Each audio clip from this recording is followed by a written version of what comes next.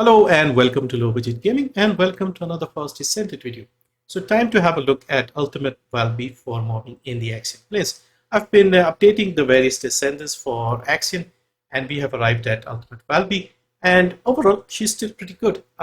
Initially I wasn't sure, but I tested with several different Transcendent modes, and I tested my usual first creator missions, which is like a big open mission where range can be an issue, where single target damage for some of the Descendants can be an issue. And she did perfectly fine. She was in the sort of middle to lower clears in terms of speed. So yeah, she's very capable here as well. I had tested with several of the Transcendent mods, the Supply, Moisture, Water Play, Tidal Wave, Hydro Pressure Bomb, and without a Transcendent mod. And the times were surprisingly within a tight range, so about 30-40 seconds apart. The fastest times I was getting was with the Supply Moisture. So that is the one I'll cover, but Water Play was also decent. So let's have a look and check out the build. Again, very standard stuff here. Crit build. So we are going with Insight, Concentration, Emergency Measures, Front Lines, 2 cooldown mods, Nimble Fingers, MP Conversion, 1 range mod, Focus on Fusion, Focus on non-attributes. So that is it. Very standard stuff. The final mod over here, you have a few options. You can put your HP, increased HP. You can put Decimator. You can put Spear and Shield. You can also put Frugal Mindset. So this one gives you a little bit of range and also reduces your cost further, because we will be spamming her first ability quite a bit. So reducing the cost can be helpful. Now for the trigger module, Power Beyond is by far the best one for her, because again, we are mostly spamming her first ability. We have a low cooldown, and this works very well with Power Beyond. We will be pulling in the enemies very, very regularly, and in some cases, I didn't even feel the need to move around too much. Just stand in water, spam your first kill, and all the enemies will be pulled in near you. So you'll get the MP drops, the HP drops, and yeah, you'll do just fine. So Power Beyond is probably used best on Valby.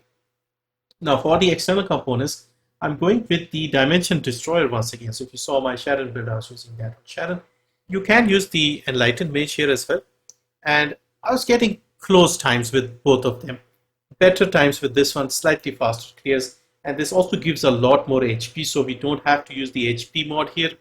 You can see 11,000 without an HP mod. And if you put the HP mod, you will be well over 20,000.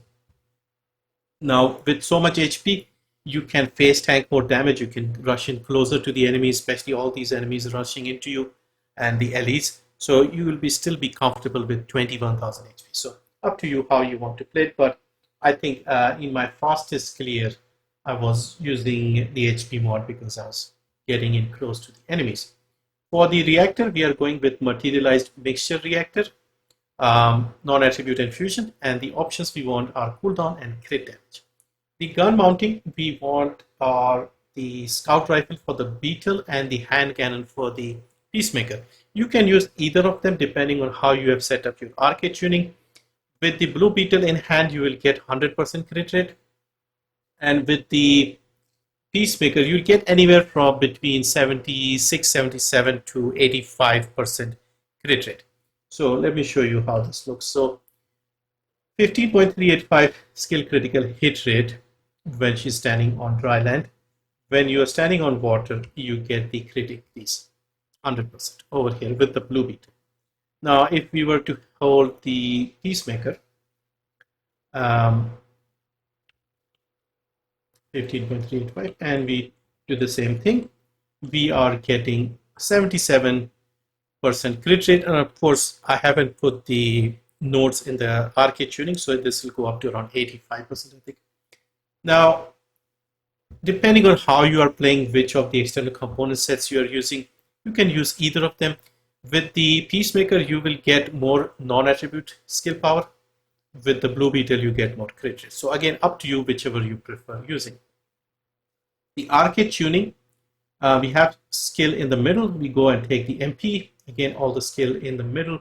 We take the range and we skip the enhanced skill over here. We go back up, we take the cooldown. We go left, we take the crit damage.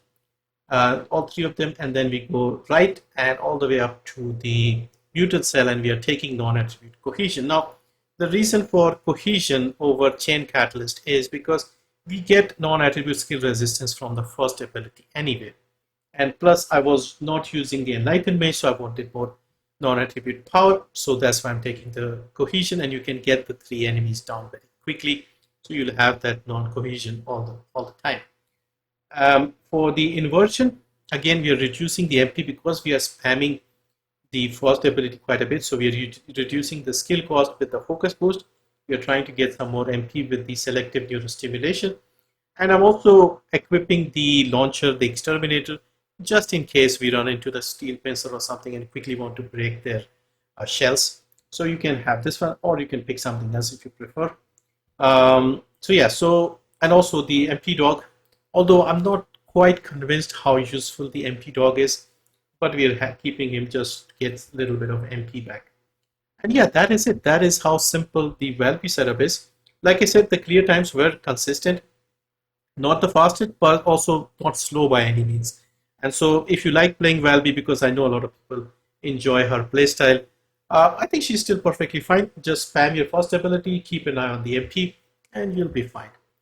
But yeah, that's it for this one. I'll leave you with the usual footage of the first creator mission. Thank you for watching, and see you next time.